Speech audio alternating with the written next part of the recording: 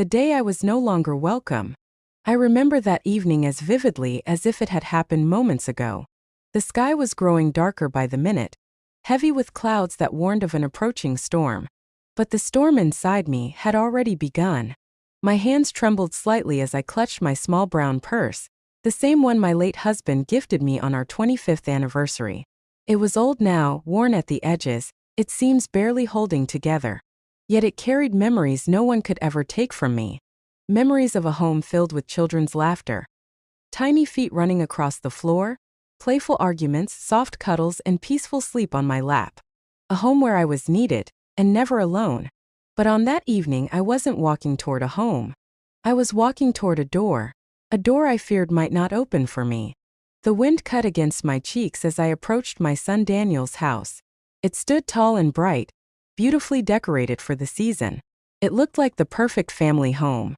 Except for one truth. There was no room for me in it.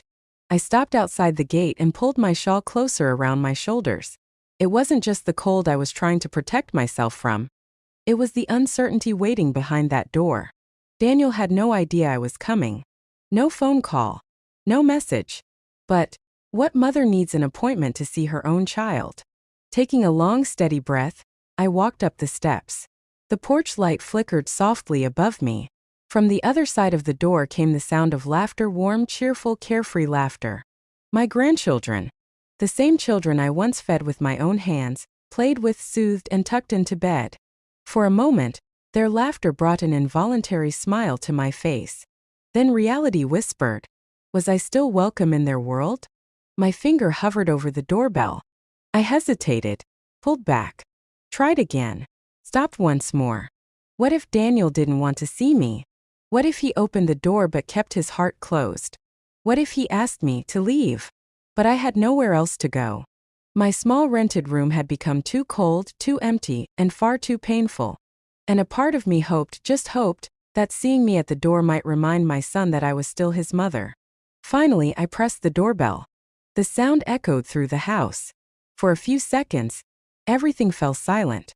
Then footsteps approached, slow, steady, unfamiliar. The door opened. Daniel stood there, tall, neatly groomed, dressed in a clean sweater, a glass of wine in his hand. He looked older, successful, settled. But none of that mattered. His eyes didn't shine when he saw me. His face didn't soften.